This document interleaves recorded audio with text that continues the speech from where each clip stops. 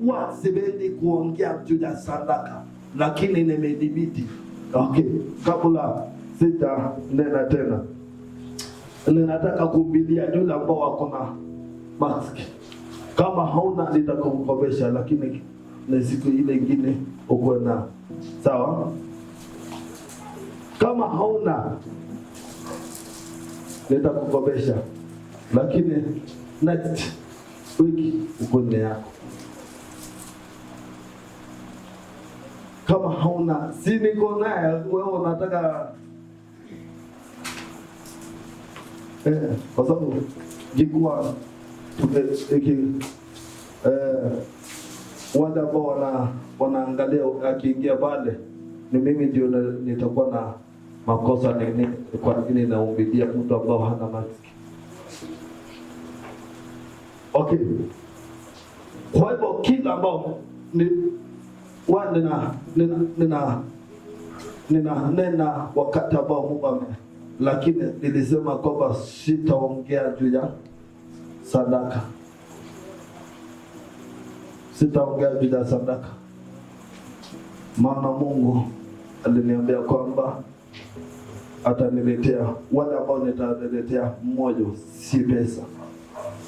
Sawa. Okay. Kwa hivyo kila ambao kiko ukielewa kumtolea Mungu kwa uaminifu, inaitwa uaminifu. Mungu ni mwaminifu. Kwa hivyo wakati ambao inaitwa hiyo ni kitabu iko ka Methali 11 inasema nini?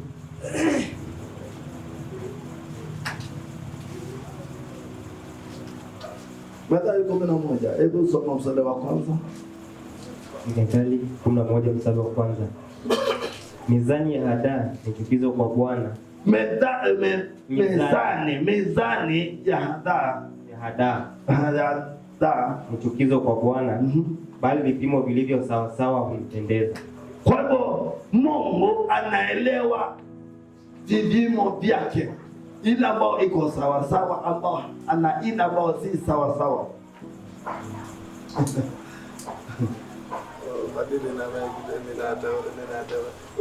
Usiona kama nina kuingilia. Okay. Usiona kama nina kuingilia.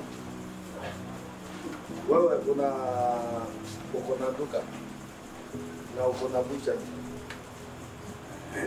Kuna kitu ina hivi iko hivi. Si unaelewa ile nini? Hakuna mtu anaelewa? Hiyo ni sasa. Ninaambia hivi. Angalia. Wewe uko na duka. Uko na bucha. Ninaona kama kadogo.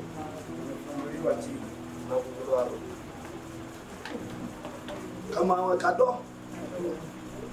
Wewe unanibicha, lakini mbingu si nimemaliza. Hapo. Amen. Tuko pamoja. Ndio hapo ndio ninapatiwa hiyo neno. Kwa hivyo uangalie. Maana nilisema siku ile nyingine mkacheka. Last Sunday nilisema nini? Nilisema kwamba nilikuwa nadhani mtu hawezi kuishi bila kudanganya, na nikahusika kudanganya. Kwa sababu ya nini? Niko na customer na ninataka kula hata material yake, na amenipatia nini? Sasa hutaki kuongea, kwani umeingia kwa hiyo mtego? Kwani umeingia kwa hiyo mtego? Ni kwa dhani na ikanisumbua sana, lakini siku hii ambao nilisema kwamba hii sitabana. nilisikia kama nimeokoka tena, na nikasema kwamba nimeokoka, maana wiki mzima, wiki tu wakati nilisha nilikuwa sija danganya, nikaenda kaambia mchungaji yule ambao nilikuwa na kama nimeokoka. Na kila wakati alikuwa ananiwekea mikono. Okay, nikarudi tena, nikaenda mwezi, nilikuwa sijadanganya. Ndani ninataka kuhakikisha kwamba kama iwezekana. Na kaenda hata mwaka mpaka wa leo. Kila kitu unakuta kwamba ukitaka kudanganya, ninakuelewa mapema sana.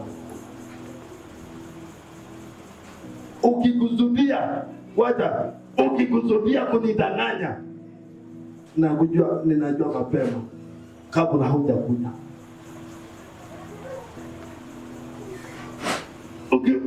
Ukikusudia Halo? Kwa hivyo unduma inaanza hapo. Na ndio nikasema nini? Nikasema kwamba wacha nikasema kwamba basi nikamaliza mwaka ukaisha.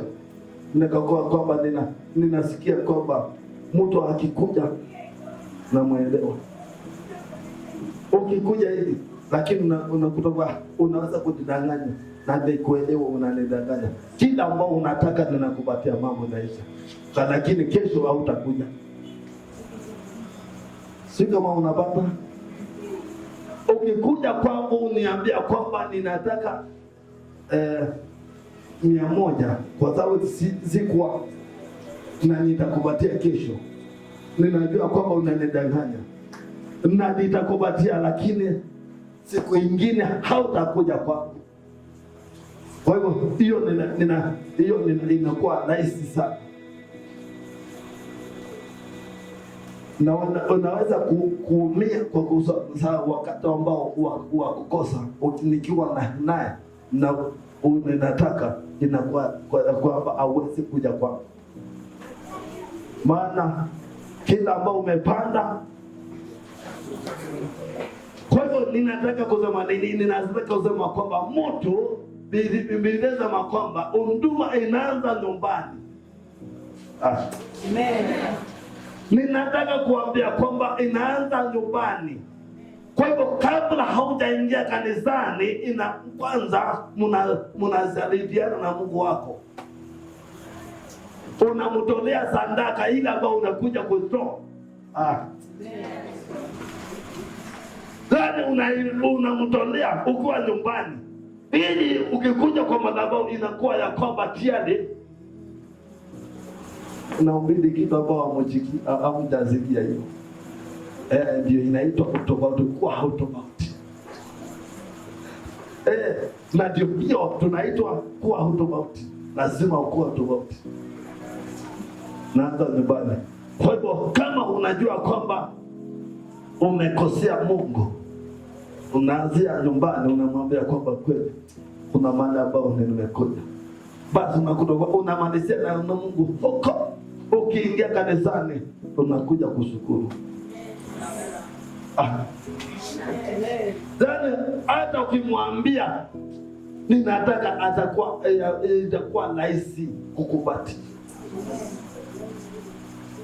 Kama kuna mtu ambao mmekosana, mnasalimiana huko, basi mnakuja kwa mmoja uko sawa, unakutana na Mungu wako. Hebu Mwanzo Exodus sijaanza ujumbe Exodus 34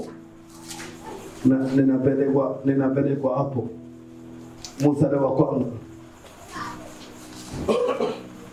Kutoka 34 kuanzia mstari wa kwanza. Hebu sikia naongea.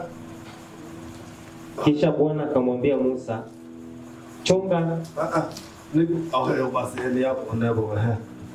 Kisha Bwana akamwambia Musa, chonga mbao mbili za mawe mfano wa zile za kwanza, nami nitaandika juu ya mbao hizo maneno hayo yaliyokuwa juu ya mbao za kwanza hizo ulizozivunja. Nao uwe tayari asubuhi, na asubuhi ukuwe juu katika mlima wa Sinai, nao hudhurisha nafsi yako kwangu huko katika kilele cha mlima. Asikuwe mtu mmoja pamoja nawe. Sikia, inasema nini? Asikuwe mtu pamoja nawe. Kusikuwe na mtu. Wala asionekane mtu awaye yote katika huo mlima. Wala kondoo na ng'ombe. Wala kondoo wala ng'ombe wasilishe mbele ya huo mlima. Basi. Uko katika mlima wa Bwana. Mungu anamwambia kabla hajapanda. Ebu rudia kwa sababu ninaona kwamba hawasikii. Exodus 4 from 1 to 3. Nimekuambia kwamba lazima ukue tofauti. Si bila ulisema kwamba ati niliendanga na kula ambao niliendanga hatukuambiwa hivi, wajana na huko uliendanga. Hiyo uliendanga wajana naka abade tofauti. Sema. Kisha Bwana akamwambia Musa, chonga mbao mbili za mawe mfano wa zile za kwanza, nami nitaandika juu ya mbao hizo maneno hayo yalikuwa juu ya mbao za kwanza hizo ulizozivunja. Na uwe tayari asubuhi, na asubuhi ukue katika mlima wa Sinai, na asubuhi ukue mlima wa Sinai, nawe hudhurisha nafsi yako kwangu huko katika kilele cha mlima. Asikuwe mtu pamoja nawe, wala asionekane mtu awaye yote katika huo mlima. Kwa hivyo anamwambia akiwa wapi? Si useme ama amujabata. Anamwambia akiwa nyumbani, na anamwambia kwamba apande mlima. Lakini kwa hiyo mlima kuzionekana mtu ni kusema nini? Kusikuwa na mtu ambao unamubeba. Kusikuwa na unakuta kwamba kwa hiyo mlima kusikuwa kwamba unasema kwamba na ng'ombe yangu kazi yangu. Mambo ya kazi ukiingia kanisani unaachana nyumbani. Sawa? Kwa hivyo kila kitu mumalizanie na Mungu, lakini ukiingia kwa mlima ni na mse yako na yeye. Tumeelewana? Kwa hivyo ndio nasema kwamba unamalizania na Mungu. Kwa hivyo ukikuja kwa dhambio yako unakuwa na ushika sawa sawa. Na unakuwa unapatana na Mungu ana kwa ana. Na ndio Mungu akasema kwamba nilikuwa naongea naye ana kwa ana, maana hakuwa na mtu mwingine kando. Simba na bariki sana. Nilikuwa nataka kukupitisha ujumbe huo kidogo tu. Tuingie katika message.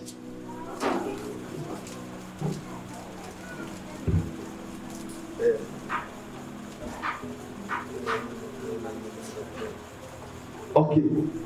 Kwa hivyo ninajua kwamba ninasikia moyo mwangu kuna mtu ambao ametoka mahali. Nimesikia moyoni mwangu kuna mahali ambao kuna mtu ambao ametoka. Alikuwa anauliza ni nini? Hebu soma Mathayo 6:12. Ndio hiyo bado sijamalizana na introduction. Niko introduction ndio tuingie katika message.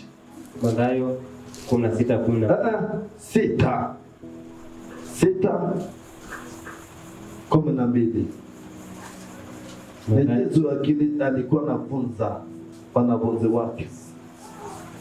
Mathayo 6:12 nasema tusamehe deni zetu kama sisi nasi tuwasamehavyo wadeni wetu. Basi kwa unaona vile ambavyo inasema, lakini unakuta kama alikuwa Kwanza hebu anza mstari wa 10.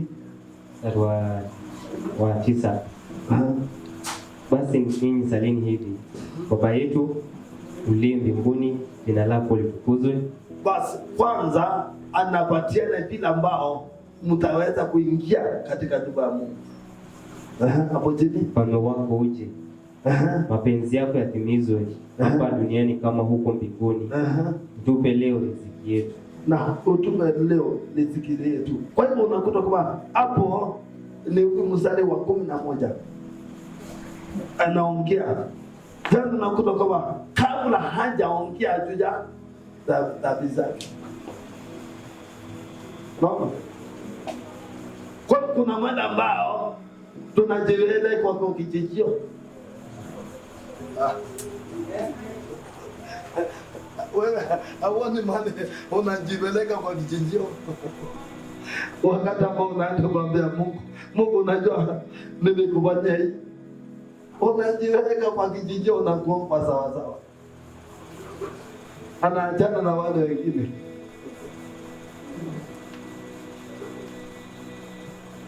Hata hoja hapo ndio unamwambia hapo jina ndio anamwambia kwamba nipatie tu riziki yangu. Maana tayari wewe okay, ukubita hapo ndio unamwambia kwamba na kama nimekukosea unisamehe, kama vile na wewe uhakikisha kwamba sikia, na uhakikisha kwamba umesameheana. Uhakikisha kwamba umesameheana. Wacha kuambia Mungu akupatie kama wewe haujasameheana. Unataka mbili neno vile haijaandikwa, hatuwezi kubadilisha. Hatutaweza kubadilisha, ndivyo iko.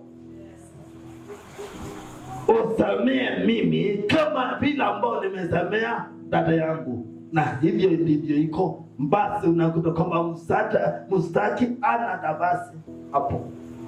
Mustaki maana tunakuwa na mustaki ama ana mada ambao anaweza kugusa. Hello? Amen. Kuna vitu vingine napatiwa saa zile nashindwa vile nitaiweka, lakini wacha tu. Si Bwana bariki sana. Kwa hivyo kwanza uhakikishe kama unataka Mungu akupatie, maana hiyo ndio tumewekewa mpaka. Shetani ametuwekea mpaka hapo ati ninataka kwa nini Mungu haujanipatia? Niliambiwa nitakuwa na hiki, lakini haijatendeka. Wewe umesemeana. Hivyo ndivyo, maana umepatia shetani mada ambao wakukanyanga akutuange akakataze baraka zako. Si Bwana bariki sana. Sasa ninataka nimeingia sasa kwa neno. Kwa hivyo niko kwa neno, ninataka kuongea kuhusu kutembea na Mungu, walking with God. Ninataka kuongea kuhusu walking with God ama kutembea na Mungu. Kuna wengi ambao waliotembea na Mungu, na baada ya kutembea na Mungu hakuna mtu ambao alibaki bila alikuwa. Wote ambao waliotembea na Mungu hakuna yote ambao alibaki bila alikuwa. Wote Mungu alibadilisha maisha. Nikitaka hata wewe baada kusikia ujumbe huu basi usio kabaki vile ulikuwa.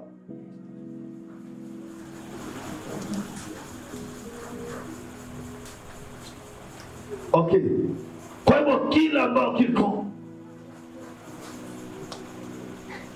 kiko walk with God. Unaweza kuuliza kwa nini pasa nasema kwamba kwani ninaanza kuwa nimeokoka? na nikose kwa na kutembea na Mungu.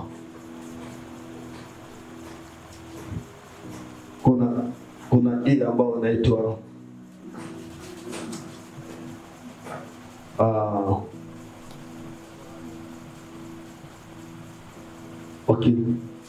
nauliza hivi, Mungu anakubali sadaka zote? Wewe haukujibu. Kwa nini haukujibu? Mungu anakubali sadaka zote?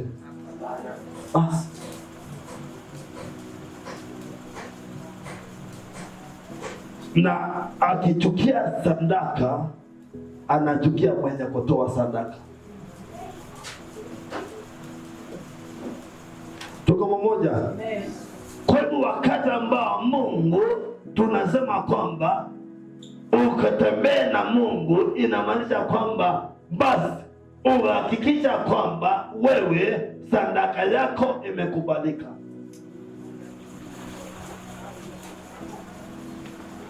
Tuko mmoja?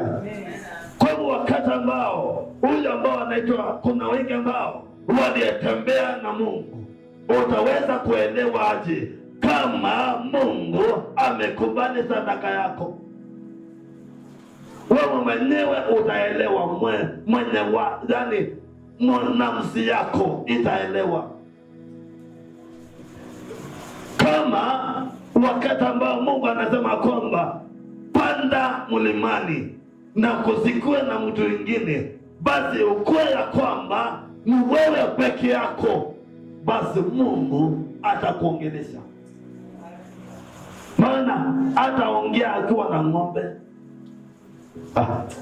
Mungu hataongea wakati ambao ng'ombe iko. Maana utasema kwamba ni ng'ombe, pengine ni ng'ombe imesababisha hii sauti iko. Kusikuwa na mtu mwingine, maana utasema kwamba pengine Mungu anaongea juu ya huyo. Na hivyo ndivyo Bwana unakuta kwamba ujumbe kama huu ukiingia katika nyumba ya Mungu, basi unakuta kwamba mtu anasema kwamba si wangu, wa yule. Kwa nini? Maana Mungu amekwambia kwamba jidhihirisha nafsi yako, jidhihirisha nafsi yako peke yako. Wacha kusema kwamba ni huyu basi. Kwa hiyo unakuta kwamba wakati ambao Mungu anatembea na wewe, basi unakuta kwamba inakuwa rahisi, utasikia sauti ya Mungu. Maana sauti ya Mungu inaweza inanena hata nikiwa naongea. Lakini ikiwa na mtu mwingine, basi unakuta kwamba ninaona kwamba kama ni huyu amesababisha. Kwa hivyo lazima nafsi yako uudhilishe kwa Mungu peke yako, kusikuwa na mtu mwingine. Tuko moja? Kwa hivyo kila ambao kiko, ninasema kwamba kuna kutembea na Mungu, na wote ambao waliyetembea na Mungu, hakuna mtu ambao aliyebaki bila ambao walikuwa. Basi unakuta kwamba kuna haja ya kutembea na Mungu. Kuna wengi ambao waliotembea na Mungu kama Mwanzo 5:21.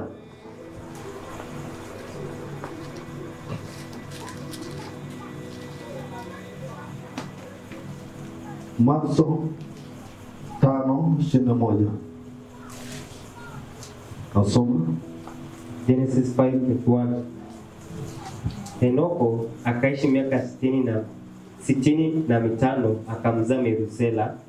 Henoko akaenda pamoja na Mungu baada ya kumzaa Methusela miaka 300, akazaa wana waume na wake. Siku zote za Henoko ni miaka 365. Henoko akaenda pamoja na Mungu, naye akatoweka, maana Mungu alimtoa. Akamtoa. Mungu alimtoa. Kwa nini? Maana kuwa na fellowship na Mungu.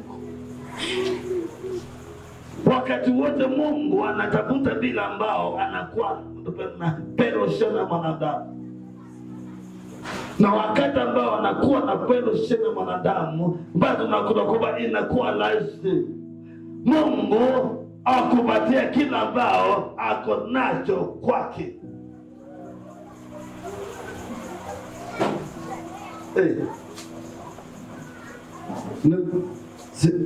Ninasikia kama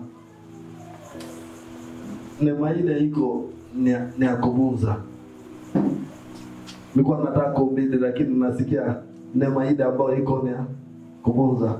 Kwa hivyo neno alitembea na Mungu. Kwa hivyo kuwa fellowship ndio ambao wako na Mungu uko na okay ya ebu soma sine Kiingereza. Ebu soma Kiingereza vile ambao inasema Kiingereza. 5 mstari wa 11.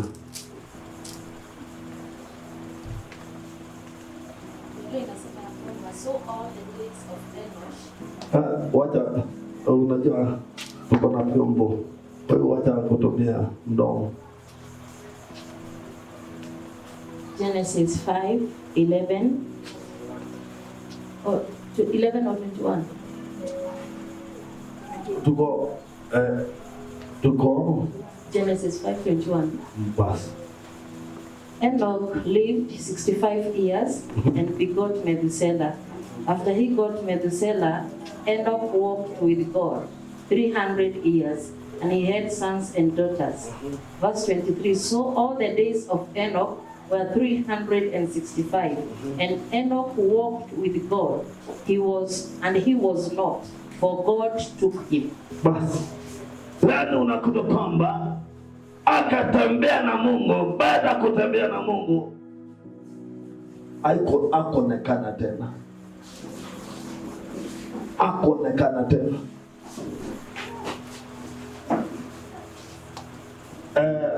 Familia yake inaweza kuwa ya kwamba ilikuwa wanamdai, na dunia yote ingeweza kuwa inataka kumdai, lakini nakuta kwamba kuna yule ambao alimpenda sana.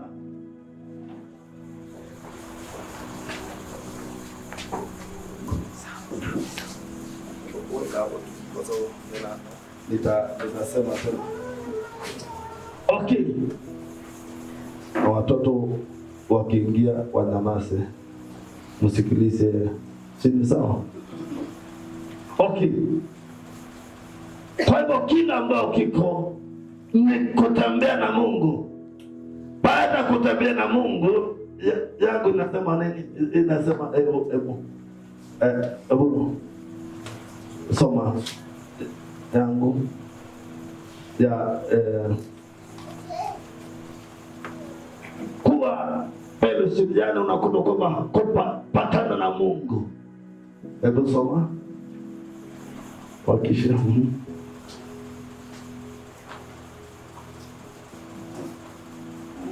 Genesis 5:21. When Enoch was 65 years old, he became a father to Methuselah. After the birth of Methuselah, Enoch lived in close fellowship with God. Hapo jana unakuta kwamba inasema kwamba close fellowship. Leo unakuta kwamba hapo ndio nilikuwa nataka. Hebu endelea hapo chini. Hapo tu. For another 300 years, and he had other sons and daughters. Enoch lived 365 years, walking in close fellowship with God. Walking in a fellowship. Learn close fellowship. Unakuta kwamba inasema kwamba kuwa karibu. Hebu mwalimu, eleza hii kusema nini? Uweke msamiati ingine, kwa sababu sasa ninasikia kama Hebu mahusiano. Ya. Uhusiano ndivyo hata wakati wa leo basi vile kwamba anatamani kutembea na mwanadamu, hivyo ndivyo, lakini nakuta kwamba basi ndivyo iko, lakini nakuta kwamba wakati wa leo basi nakuta kwamba mawazo yetu ingali inaangalia mali ya ulimwengu. Yeye ndio napatiana kila ambao tunatamani, kila ambao tunatamani iko katika store ya Mungu, iko katika store ya Mungu, lakini nakuta kwamba Mungu anatafuta yule ambao atakayempatia, lakini nakuta kwamba anatafuta, unakuta kwamba naye mwanadamu anatafuta kazi. Angalia, mwanadamu anatafuta kazi kuliko vile ambao angeweza kutafuta huyo Mungu. Wakati ambao unatembea na Mungu, basi unakuta kwamba chochote ambao unakuta kwamba Mungu anakuweka hapo, tunatembea. Kwa hiyo unakuta kwamba kila ambao chochote ambao mwanadamu anataka, basi unakuta kwamba anakupasulia njia, anakumalizia njia, anakuambia kwamba njoo, anakuambia kwamba nitakubanua. Yaani unakuta kwamba yeye anasema kwamba nitakubanua, nchi hii ni yako. Yaani unakuta kwamba lakini huyo mwanadamu, angalia bila ambao anaanza kuwa na mawazo mengine, lakini Mungu mwenyewe anasema kwamba Yesu Kristo akasema kwamba nitawatangulia, anasema kwamba nitawatangulia kwenda katika kusema kwamba nitawatangulia kumaanisha nini? Anakuambia kwamba nitakutangulia kwa kila chochote ambao utakacho, atakutangulia. Na pendeza kwamba Mungu akaenda naye, maana Mungu akona nini? Akona haja. Ebo 2 Kings 2 Kings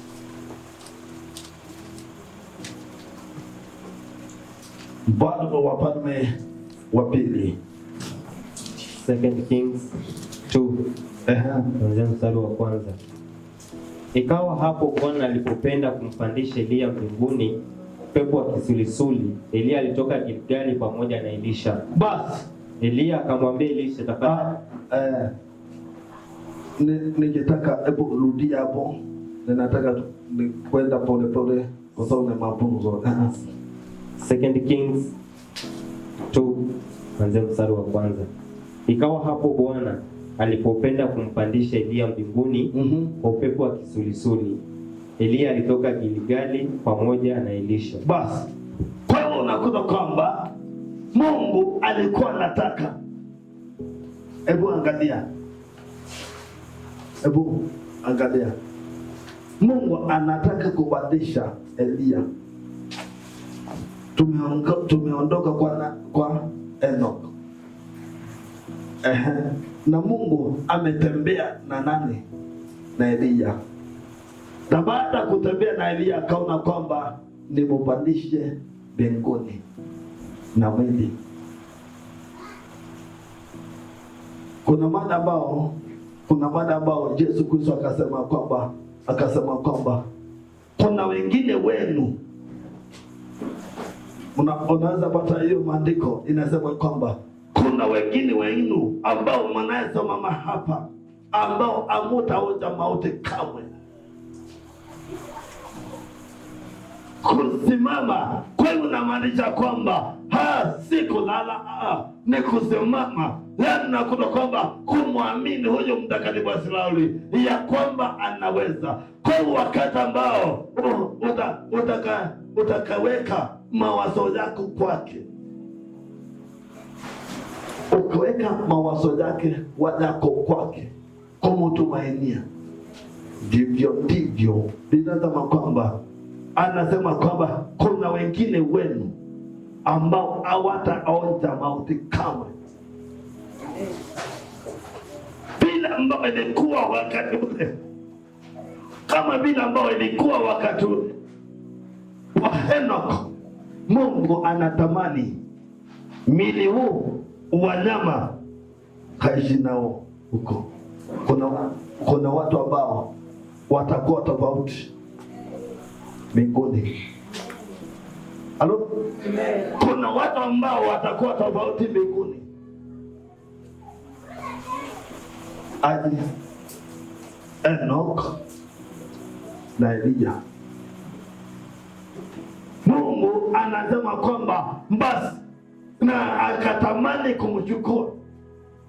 Hebu rudia hiyo. Akatamani kumchukua, lakini kama kumchukua na unakuwa anaweka kuwe na mshuhuda. Mungu anaweka na kuwe na mshuhuda hapo ya kwamba imetendeka. Wote wakati wa kwanza ni unakuta kwamba wakati ule wa kwanza ilikuwa ni Mungu na Enoch alimchukua. Atuelewi kama kuna mwingine alikuwa karibu, lakini hapa Mungu anaweka mshuhuda ako karibu. Hebu so ikawa hapo Bwana alipopenda kumpandisha Elia mbinguni. Alipenda.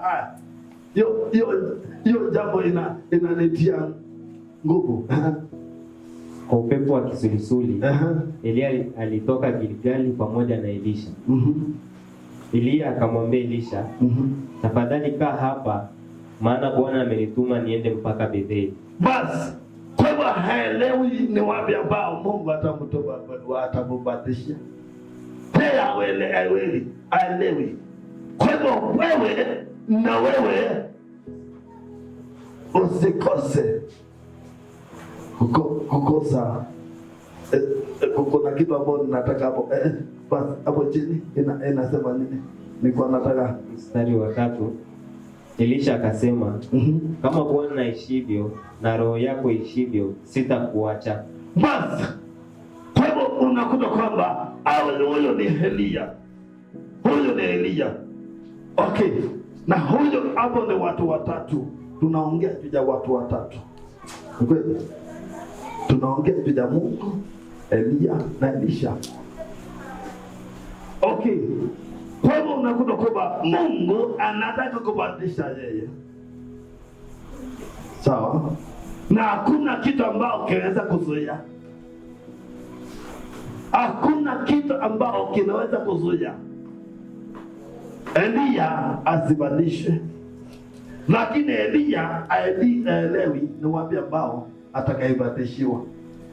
Sawa? Kwa hiyo unakuta kwamba wewe wacha kuvunjika moyo mapema. Wacha kuvunjika moyo mapema, maana wakati wa Mungu uko bado. Kwa hiyo unakuta kwamba anaambia kwamba toka hapa enda hapa. Toka hapa enda hapa. Anakatii kila ambacho kinahitajika na kutii, akatii. Lakini unakuta kwamba basi kuna roho ya kuvunja moyo. Unakuta kwamba uliniambia kwamba ni hapa.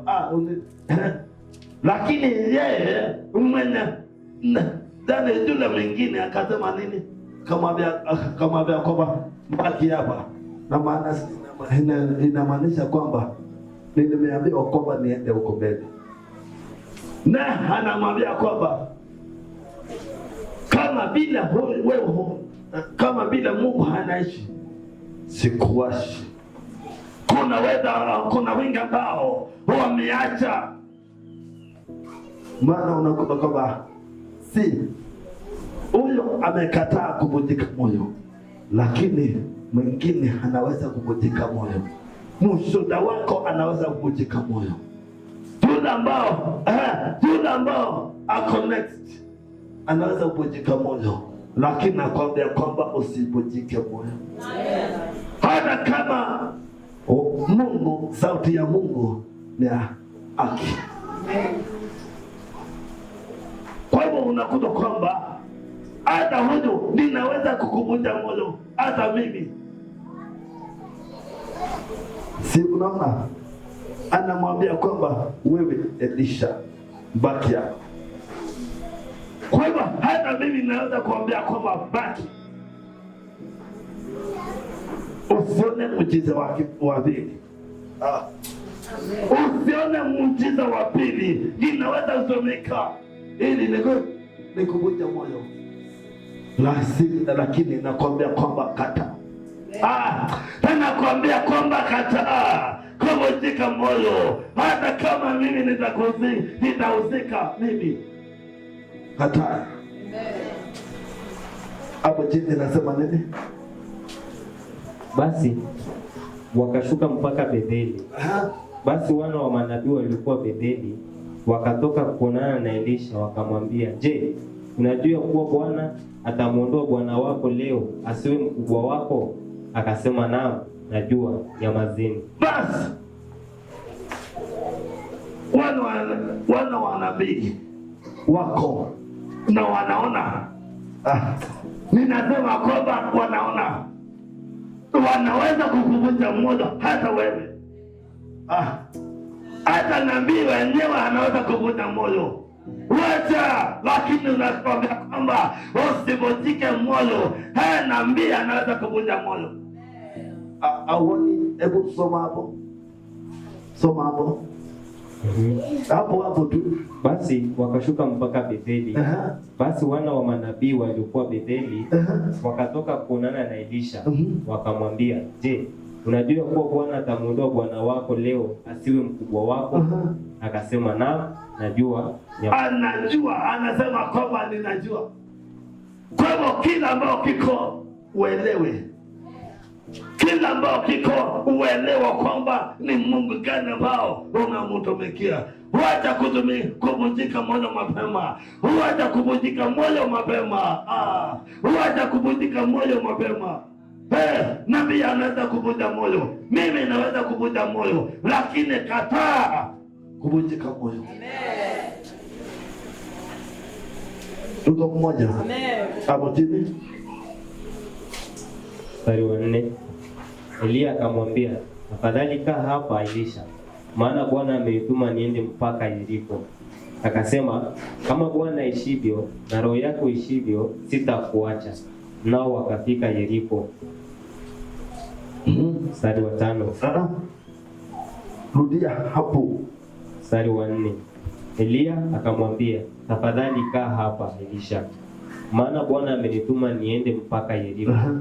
Akasema, kama Bwana aishivyo na roho yako ishivyo, sitakuacha. Nao wakafika Yeriko. Kwa hivyo unakuta kwamba wakati mwingi ni Elia mwenyewe anahusika.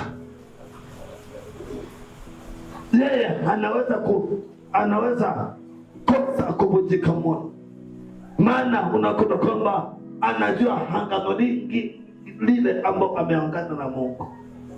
Lakini unakuta kwamba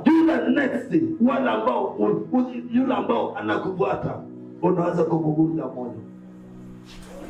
Lakini kila ambao kiko, angalia ni kusikuvunje moyo. Nataka na kila ambao kiko, angalia angano lako. Because umeongea juu ya angano lako. Si ya kwamba Mike. Ni Mike. Si unaangalia? Ni Mike. Ukikuja kutoka nyumbani au kwa anakuja kwa hii Mike.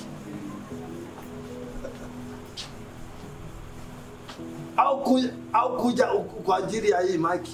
Ulikuja kwa ajili ya Mungu. Kwa hivyo wakati ambao ninakwambia kwamba achana na Mike, achana naye na ukae chini. Lakini kukuambia kwamba uachana naye si kuambia kwamba mbinguni hautaenda.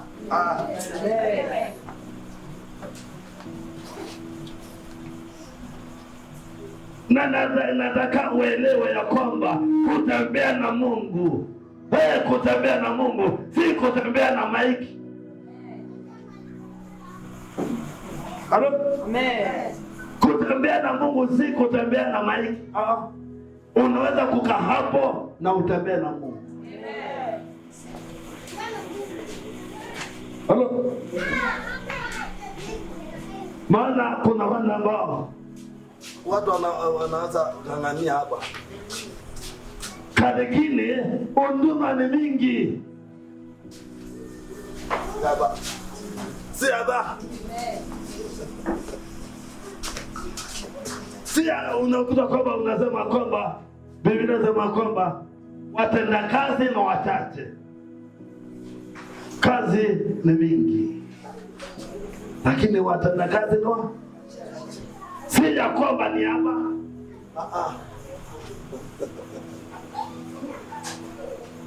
Halo. Si hapa kuna kazi mingi sana. Wachana na hii, anza kufikiria kitu ingine ndio tuondoke kwa uto.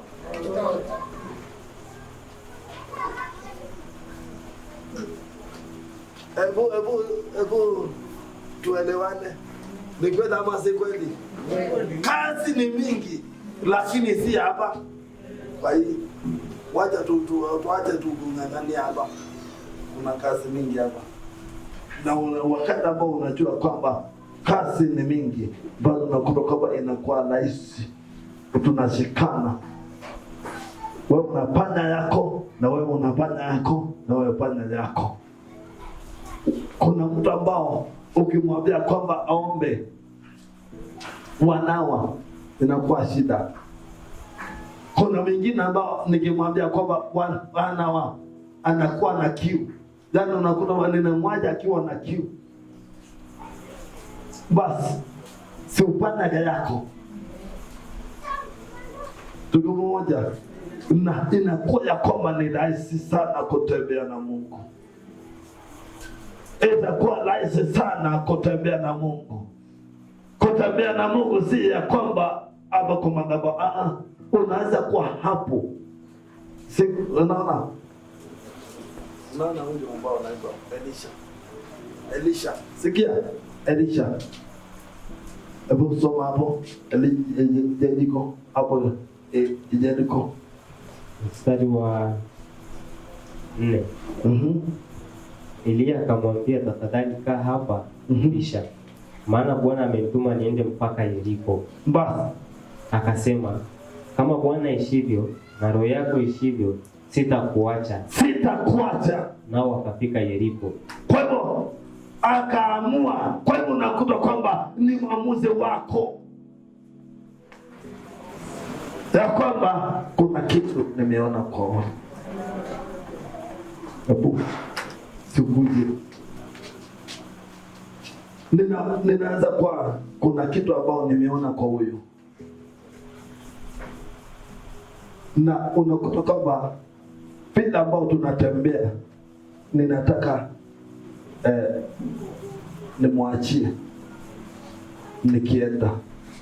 Kwa hivyo itategemea na vile ambao atakayenifuata. Akipika mane, akiniambia kwamba ai inaonekana huyu Mungu anakuongelesha, simwamini tena, atarudi. Hivyo ndivyo Elisha na Elia ilikuwa na Mungu alikuwa nataka akamtrain. Inaitwa training. Okay, kachini. Mama, ebu karibu kuja. Akona hoteli, nipatie kiti.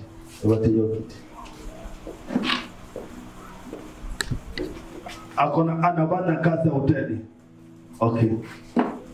Kaa hapo tu. Kuna mwingine ambao amekuja kumwajili. Kuja na yako. hapo. Amekuja kumwajiri. Sasa huyu ndio mwenye hoteli. Okay, lakini huyu amekuja kumsaidia ili akuweza kubana ile hoteli. Okay, baada ya kubana kwa ajili ya uaminifu wake, basi tunakuta kwamba inakuja ya kwamba basi atakuja kutoka na kiti yako. Unatoka kwa nini? Unatoka ukiwa na maarifa zaidi, maana umetoka ilikuwa ya kwamba unakuja kufunzwa vile ambao umekaa na mwajiri wako. Inamaanisha kwamba ameona kwamba wewe mwaminifu. Kwa hiyo unakuta kwamba kuna vitu ambao ilikuwa ndani yako, bado unakuta kwamba hauwezi kujua vile ambao utakaye handle customers. Lakini wakati ambao umetoka umekuja kwake, basi anakufunza vile hata si ya kwamba hata kwambia upana lakini customer wenyewe watakopana uelewe. Sawa, watakopana wewe uelewe kuando customers. Baada kujua ya kwamba bila ambao utahando customers, bado nakuta kwamba hata huyo akiwa hayuko, bado nakuta kwamba atakuachia, bado nakuta kwamba atapata faida hata kama yeye hayuko. Basi hivyo ndivyo bado nakuta kwamba wakati ambao itafika mahali ambao maana atakuwa kwamba ameshakomaa kwa business, atatoka kwake anaenda kupanda zake.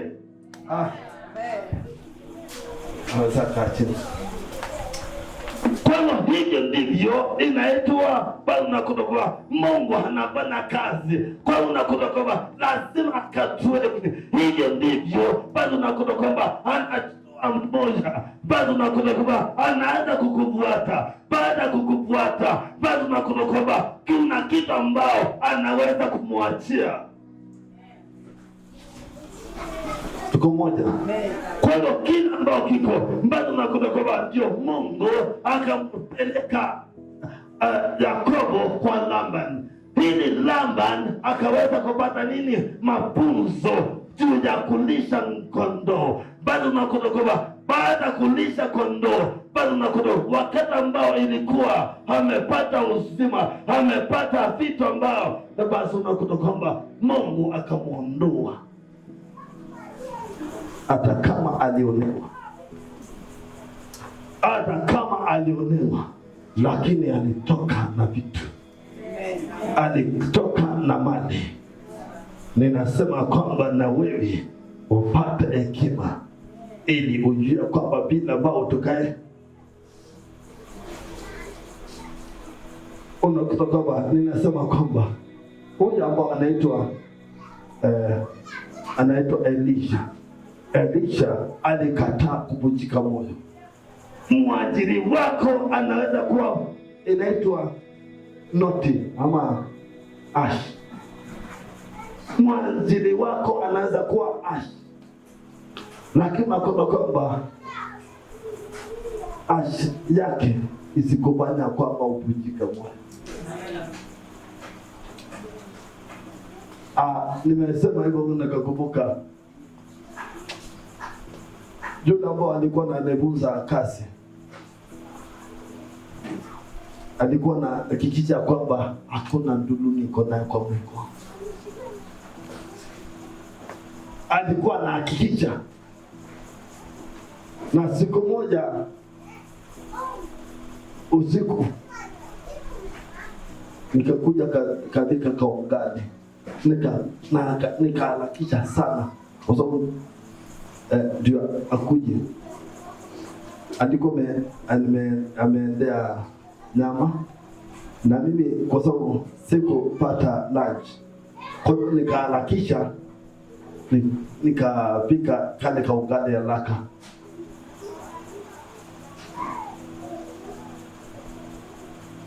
ninaharakisha. Kwa nini ninaharakisha? Ili nikole kabla hajaingia, nikule kidogo kabla hajaingia. Lakini kitambo nikatoe ndio mlangoni, nikasikia nimevunjika moyo. Wakati ambao nilikuja nikaona kwamba nimekalia kwa meza, nikaweka hivi, nikaweka saa, nikaona kwamba saa na amekuja na hiyo nyama. Aliangalia bandi, akaangalia bana hii, kwa nini haukutoa hii na hii na teke nje? Nikakuja nikalala na watchman. Okay, nikalala na watchman hapa. Nimelala hapa na watchman kama wiki kadhaa.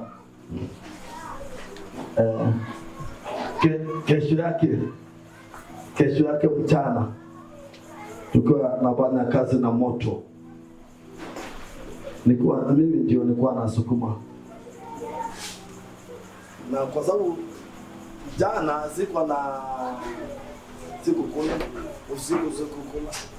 nilivurugwa usiku, nikasukuma, nikasikia kisongo kwa sababu ya nini? Na siwezi ajilia mahali ni kwa sababu ni hash. Wewe alikuwa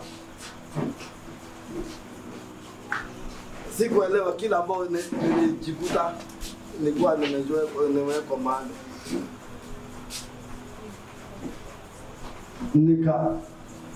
Nikaanguka kwa sababu ya nini? Ya njaa. Lakini ikasema nini? Nikasema kwamba siachilie mpaka nielewe.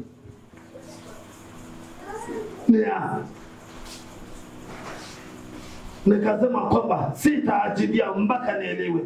Na kwa wakati ambao nilijihesabia miezi 6. Nilijihesabia miezi 6. Kitambo hikuja kuisha, nilikuwa nimejua kila kitu.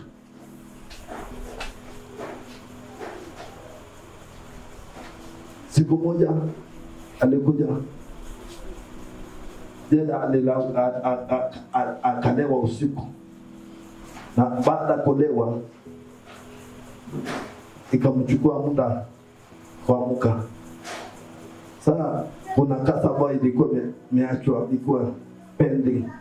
Sasa mwenye kasi akakuja akauliza, kwa nini uendelee? Nikasema kwamba nitafanya. Basi nikaendelea.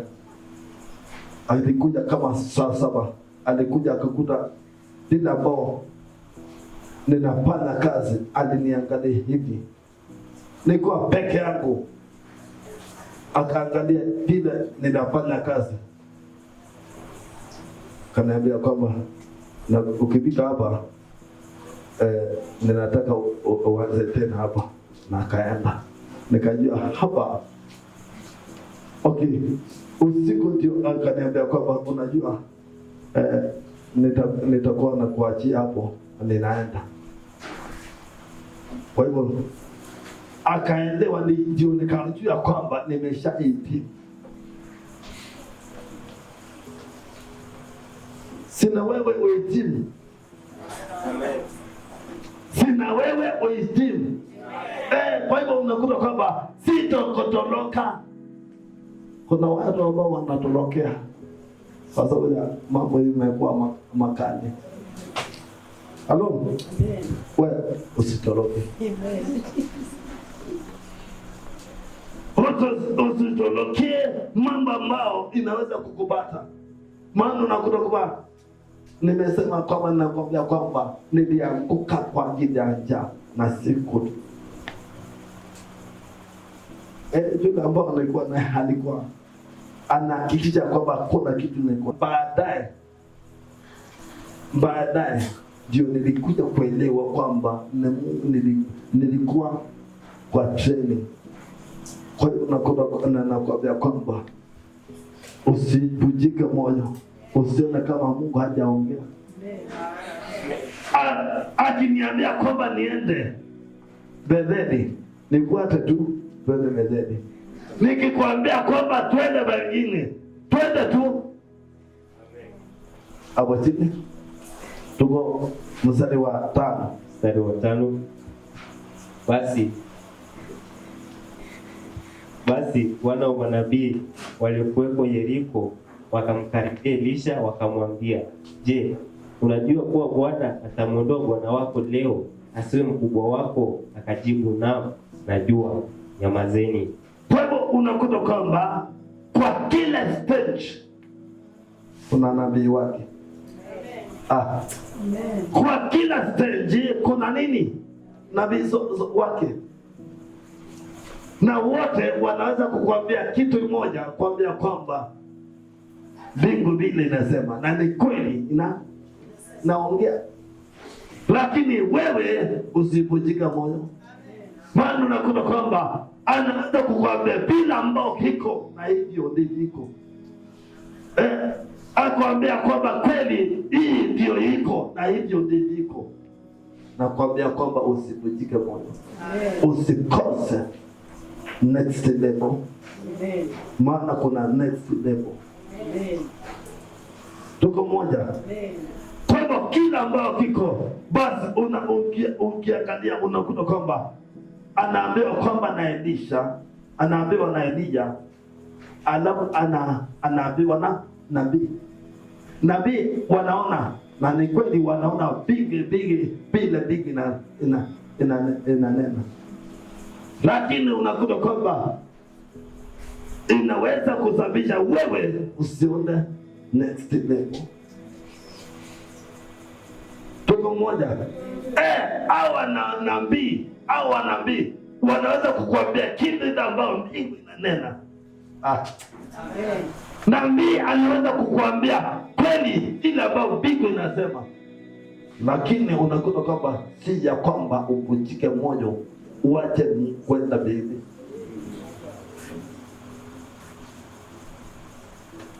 Tuko moja. Hapo chini mstari wa 6. Usivunjike moyo dada yangu, ndugu yangu, kuna next level. Amen. Mstari wa 6. Tuko moja. Amen. Elia akamwambia, tafadhali kaa hapa, maana Bwana amenituma niende mpaka Yordani. Akasema, kama Bwana ishivyo na roho yako ishivyo, sitakuacha. Wakaenda mbele wote wawili. Kwa hivyo unakuta kwamba basi ikapika mada ambao akaona kwamba kweli huyu ameamua. Kwa hivyo inategemea uamuzi wako.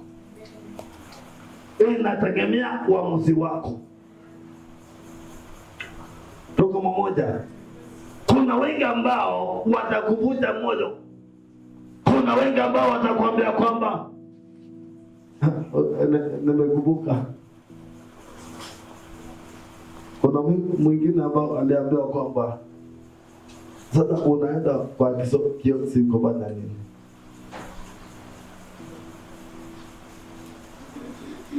Na ni kweli ukiangalia ilikuwa kioski.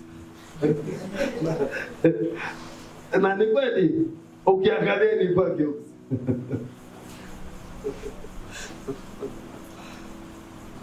Kuna wengi ambao wamevunja moyo. Unaulizwa wale ambao walikuwa wametangulia,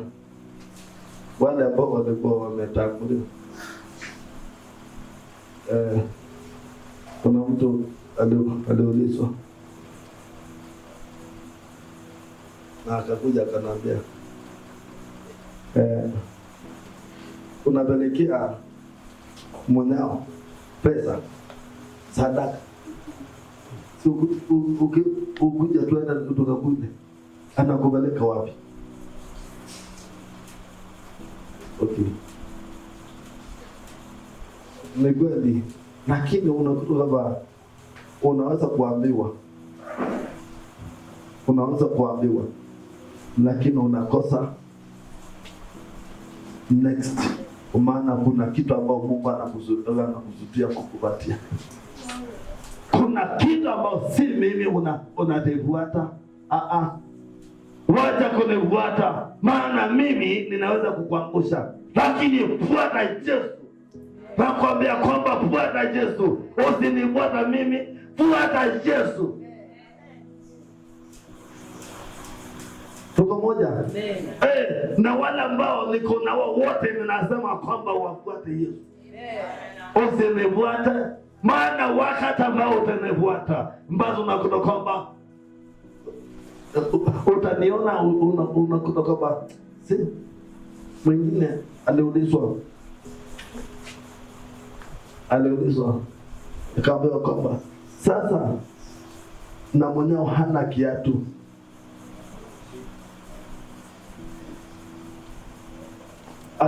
atakuambukiza wa masikini. Unajua uzuri, ukiwa na mshirika atakuja kukwambia tu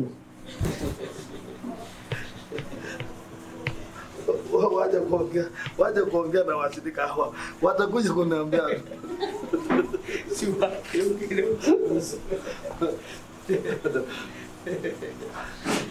wanakuja wakaniambia, nikwambia kwamba ngojea yule aliniita ni mwamini Bwana atanipatia. Kwa hivyo na wengi waligeuza njia, maana unakuta saa ilikuwa kama alikuwa anasimama kwa barabara wakati ambao wanapita, mpaka wakageuza barabara. Kuna watu ambao wanaambiwa hivyo, walikuwa wanaambiwa hivyo. Kuna wengine ambao wako, wengine ambao ninaona kwamba hawako. Kuna watu ambao wako wanaelewa vile ninaongea. Kwa hivyo ninasema kwamba usivunjike moyo. Kuna mada ambao tumeitiwa na yule ambao ametuaiti ni mwaminifu, atakupatia. Nasema kwamba atakupatia. Kwa hivyo unakuta kwamba unaweza kunjwa moyo na watu, unakosa kila ambao Mungu alikusudia kupatia. Na ninasema kwamba Mungu ndio mwenye kupatiana, na kama yeye amenipatia, kama vile ambao niliambiwa kwamba nitaambukizia wengine umasikini, ni kitu ambao ilikuwa ya kuhuzunisha.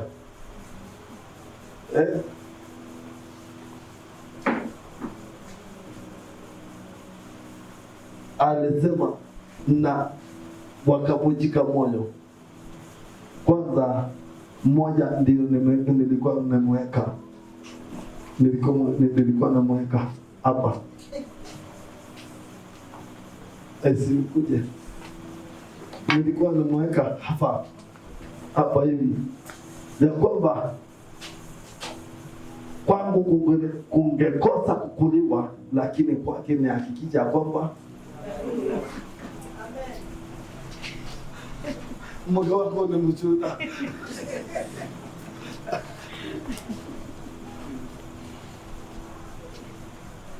Na wakati wa kutoka Mungu akaninenea, nikaambia mke wake, kamwambia kwamba, nikamwita, tulikuwa na huko, nikamwita hapa, nikamwambia Bwana ameniambia hivi na hivi. Kwa hivyo usiingizwe pengo ingine. Kumbe ninaongea na nini?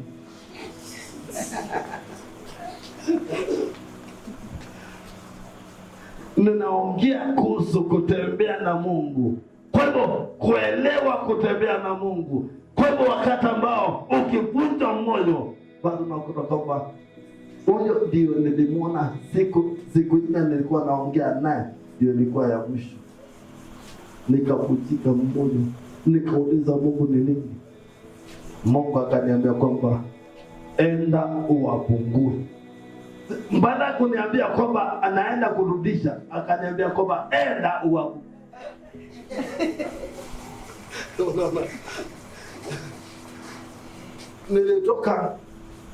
Nilitoka nikapandisha ibada, nikaenda kwa nyumba,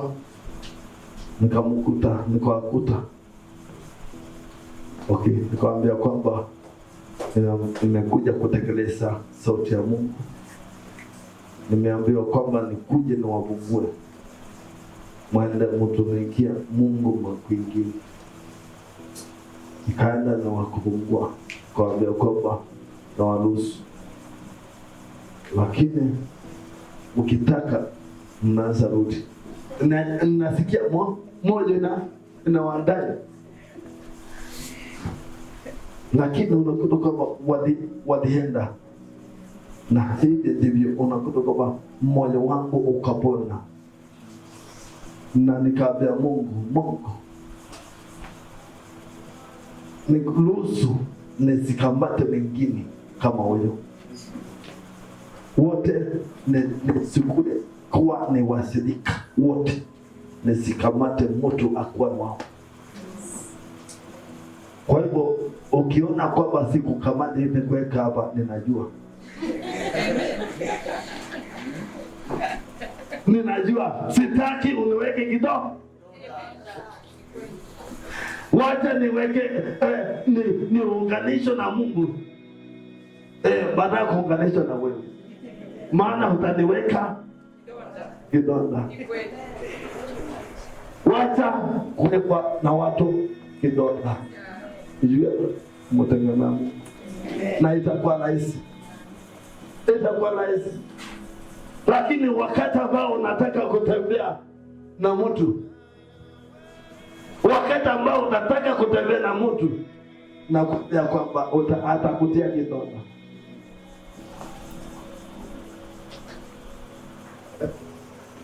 Amuulizi kwa nini hapa hakuna sister,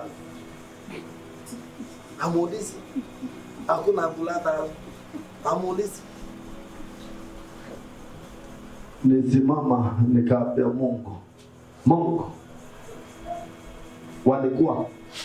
walikuwa nilisimama nikaambia Mungu, waondoe machoni mwangu tena, maana akiwa nikinena neno ya kujitakase, nitajitakase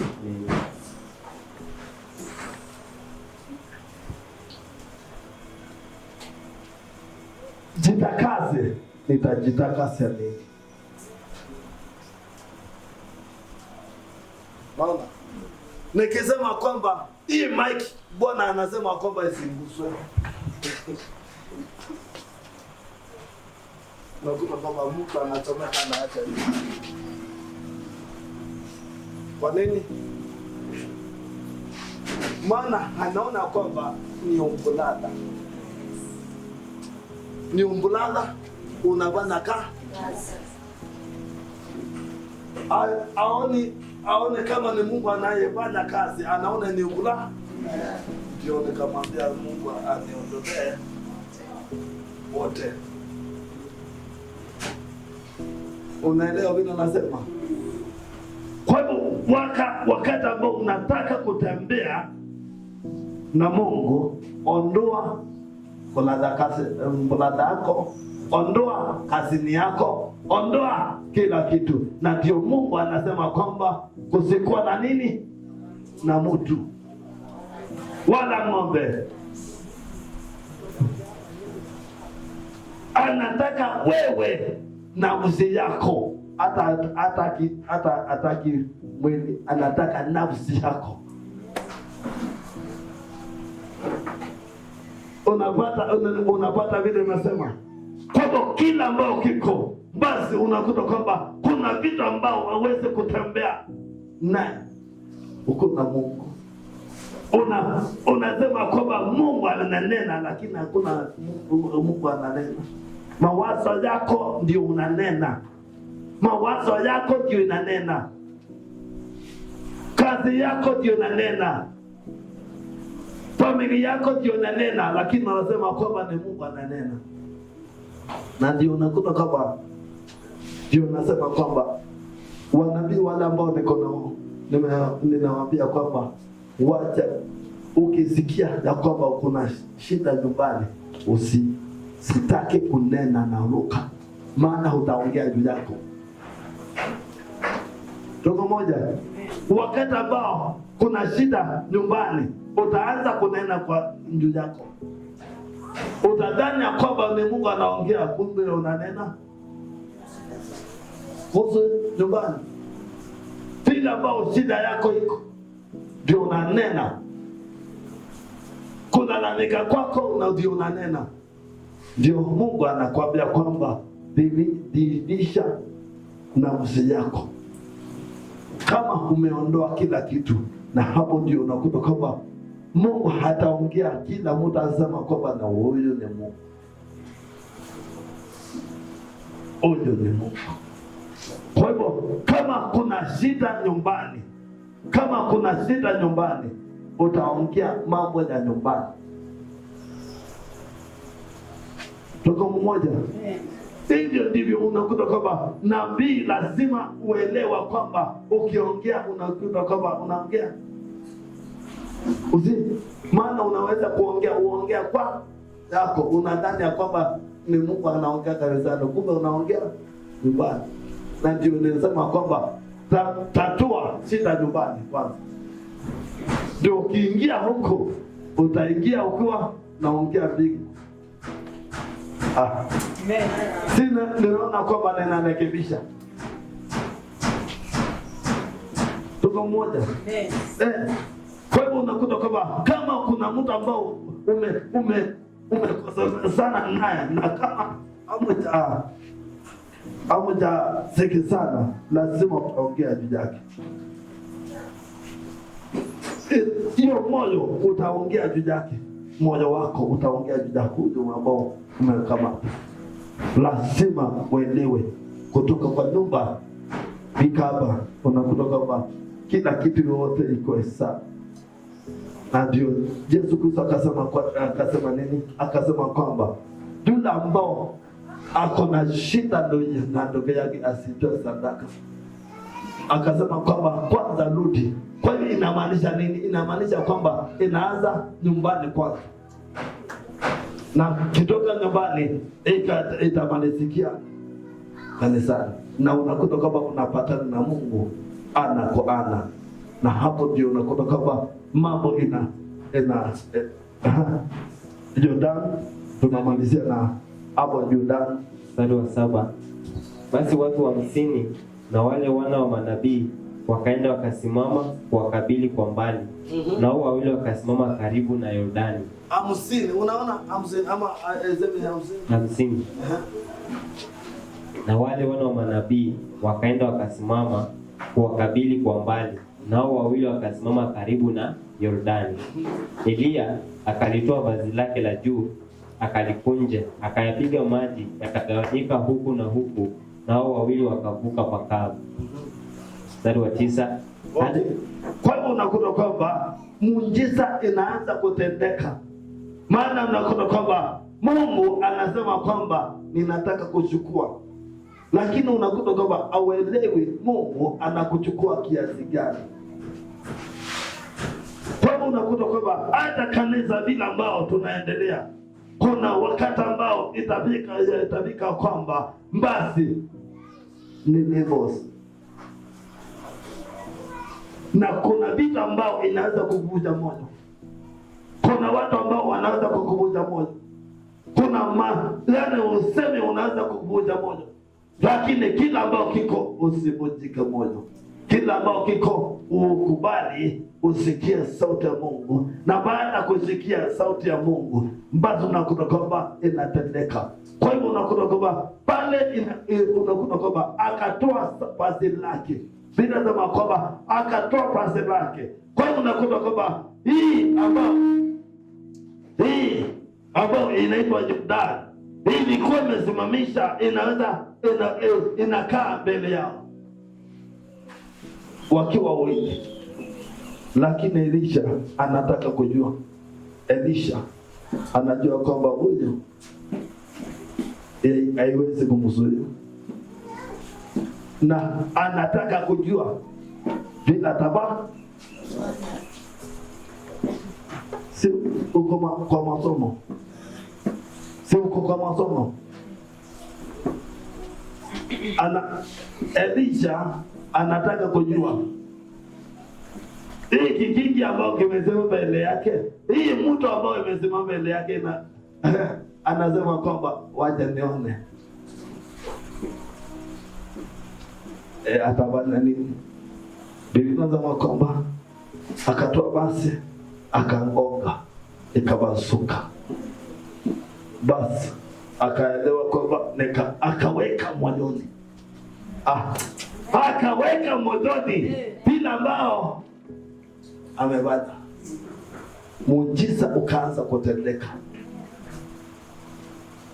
Akaona kwamba kama ni wakati ambao kuinuliwa, lakini unakuta kwamba hailikuwa bado muujiza. Wakati ambao unaona ya kwamba miujiza inaanza kutendeka, be careful. Maana unakuta kwamba chochote saweza tende. Kwa hivyo miujiza ikaanza. Kwa hivyo kuna wakati ambao Mungu anaweka kanisa kwa level yake. Unakuta kwamba unaongea lakini unakuta kwamba bado ile level ya muujiza bado tunaingia kwayo. Sasa ninasema kwamba tunaingia kwayo. Basi unakuta kwamba niko pasua kila ambao kilikuwa na kuzuia, basi unakuta kwamba akakatanisha nafasi ile pasi. Biblia inasema kwamba ile pasi akamgonga. Na hii pasi, sikia, hii pasi ni gani? Hii pasi wakati ambao Mungu alimwambia kwamba aende akamchukue Elia. Ni Elia na Elisha. Kwa Mungu akamwambia Elia, enda kuchukua ukatafute mtu anaitwa Elisha, atakuwa nyuma yako. Biblia inasema kwamba hakuenda kumwombilia, alikuta akiwa analima, akatoa pasi lake kamwizulushia, ikamwangukia. Akakuja kwake, akamupatia kote, akamwambia kwamba niruhusu nenda nikaange watu wangu, alafu nikufuate. Kuna watu ambao hawajaanga watu wao. Kuna watu ambao hawajaanga watu wao, na ndio hii inakuwa ya kwamba naisibita kanisani. Maana unakuta wito ile ambao unaitwa naye la Israeli kwanza kuangana wao. Biblia inasema kwamba Yesu Kristo akamwambia kwamba yeyote ambao anataka kumfuata mwana wa Mungu ajitikane yeye, akane mama na baba na ndugu.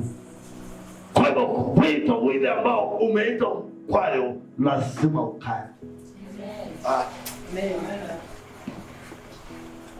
Kwa hivyo kama wewe haujakana na kwa shida,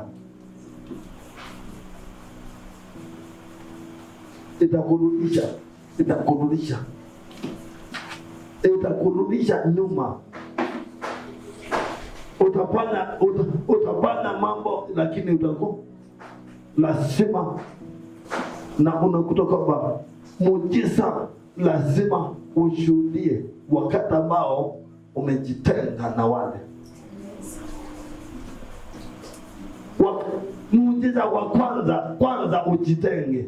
Baada ya kujitenga, basi ukifuata Yesu, basi unakuta kwamba lazima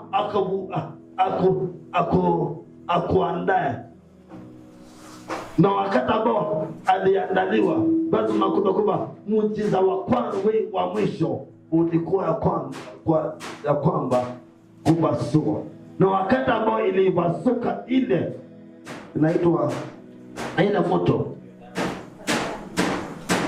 Yordani, wakati ambao ilipasuka, next ndio hapo kizuri. Hebu mstari wa 9. Hata ikawa alipokwisha kuvuka, Eliya akamwambia Elisha, omba kwangu lolote utakalo. Omba kwangu lolote utakalo. Maana unakuta kwamba imefika wakati. Akamwambia kwamba omba lolote utakalo nikutendee kabla sijaondolewa kwako. Elisha akasema, na kuomba sehemu maradufu ya roho yako na iwe juu yangu. Basi akamwambia bebe chini aje. Mstari wa 10, akasema, umeomba neno gumu, lakini ukiona nitakapoondolewa kwako utalipata. La hukuniona hulipati. Basi kwa hivyo unakuta kwamba kuna wengi ambao walikosa kufuata Yesu Kristo. Binasema kwamba wakati ambao Yesu Kristo alikuwa anasulubiwa, binasema kwamba pale msalabani, huyu ambao anaitwa Petro, yule ambao alikata moja sikio akiwa anatetea Yesu, alikata sikio ya mtumwa mmoja akiwa anatetea Yesu, lakini yeye ndio alikuwa wa kwanza kumkana mara 3. Kwa hivyo unakuta kwamba kuna wengi ambao walikana Yesu hata kwa mdomo, akasema kwa hivyo hata wa leo kuna wengi ambao wameshamkana. Inahitajika hata wewe ndani yako uelewa kwamba kama umeshakamkana, kama kuna mada ambao uliyetenda dhambi kinyume cha neno la Mungu, bado nakuta kwamba pale msalabani inasema kwamba ilikuwa ya kwamba akasema kwamba wasamewe. Shida ile ambayo iko yote inasema kwamba wasamewe, maana wajui watendalo. Akasema kwamba wasamewe. Kwa hivyo inahitajika wewe kwanza usameane, na wewe usamewe, maana hujui utendalo. Pale msalabani akasema kwamba wasamewe. Basi akasema, akamwambia kwamba wakati utakaponiona nikienda utapata hiyo roho mara 2. Basi Yesu Kristo, kwa hivyo unakuta kwamba pale msalabani ambao aliwekwa msalabani, hiyo ambao hatakayemwangalia,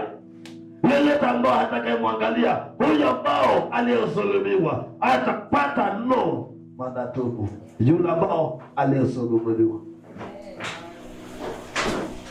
Tuko moja, huyu aliyesulubiwa pale msalabani, ukimwamini pale na ukubali ya kwamba alikufa kwa ajili yako, basi na usamehe wale wengine kama vile ambao unasamehe, naye atakusamehe na atakupatia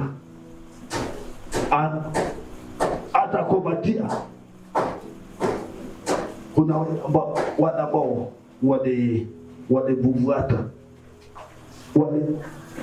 ni walimfuata wakiwa mbali, na wanawake walimfuata wakiwa mbali.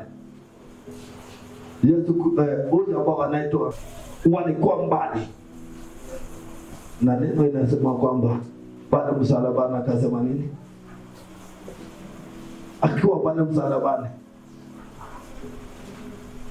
alitazama Mariam, kwa sababu Mariam ndio alikuwa wanaume wake wote, hakuna mmoja alikuwa karibu. Watume wake wote walikuwa, kwa sababu walikuwa na kwamba kama ni wande ni kweli.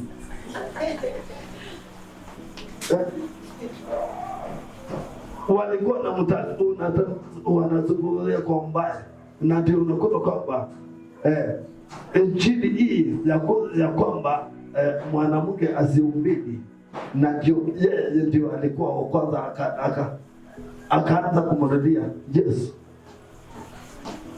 Ni watu ambao hawana umbunu, ndio alimrudia Yesu Kristo, akamwambia nini? Si useme kwa sauti. Yes. Alisema kwamba njidilia. Alitazama akakuta kwamba hata watume wake hata hakuna mtu, lakini akaona basi ndio kesho yake hao walitangulia kwenda kaburini. Ni wanawake tu, wakapata ufunuo.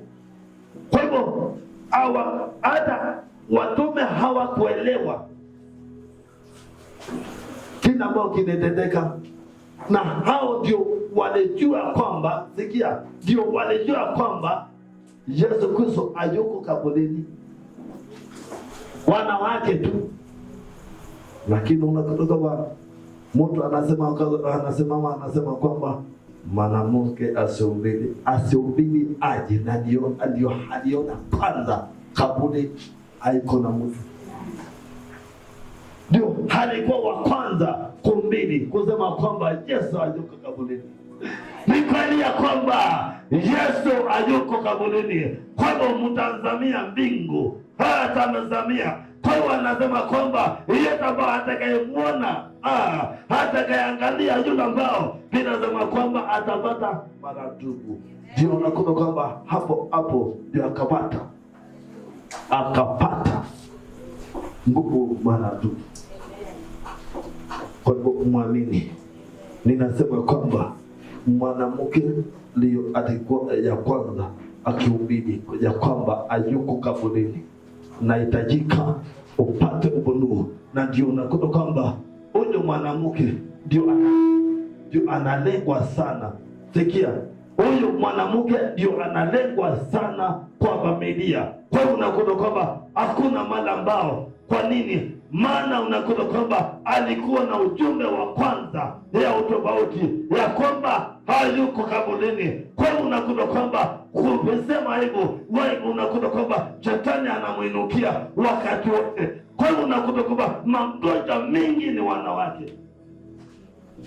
Magonjwa mingi iko kwa wanawake. Kwa nini? Maana alitambua ya kwamba hayuko kaburini. Hayuko kaburini. Kwa hivyo hiyo ndio unakuta kwamba lazima uelewa kwamba wakati ambao utakapojua ukweli, na ukweli huo utakuwa huru. Kwa hivyo unakuta kwamba lazima tuendele ile neno ya kwamba hayuko kaburini, lakini ndio unakuta kwamba ukimtumainia huyu ambao alienda kukaa kwa baba, huyu ambao akasema kwamba ninakaa katika mkono wa kuume wa baba, basi unakuta kwamba ujua kwamba hayuko kaburini, ako juu, anakupatia nguvu. anakutia nguvu. Mimi nasema kwamba haweza hakutia nguvu. Mimi nasema kwamba wakati ambao ile pasi ilimwangukia tena, wakati ile pesa ambao pasi ilimwangukia tena, basi muujiza wa kwanza ilikuwa kwamba wakati wa kurudi. Mimi nasema kwamba wakati ambao akasema kwamba ni 14. Hebu soma 14.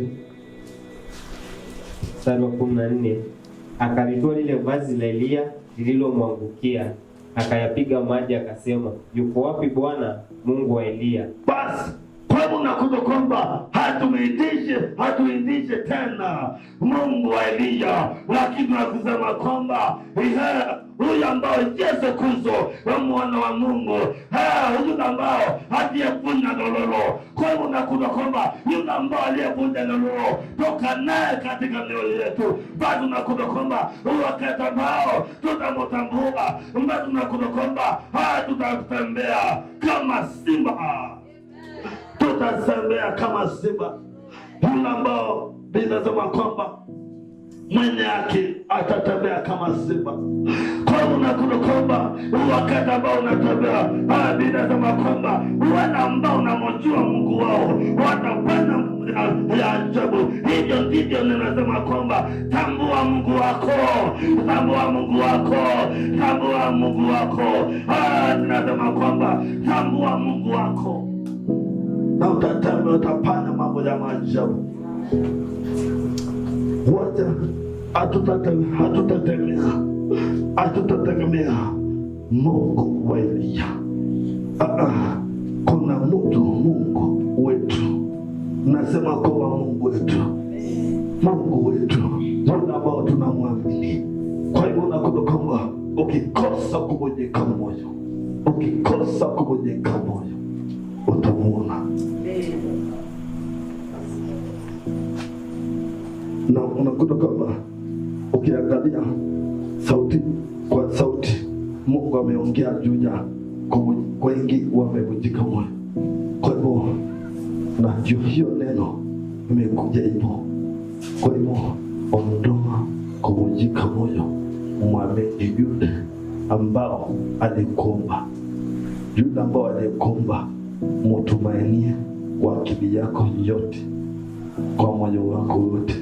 Usitegemee akili yako.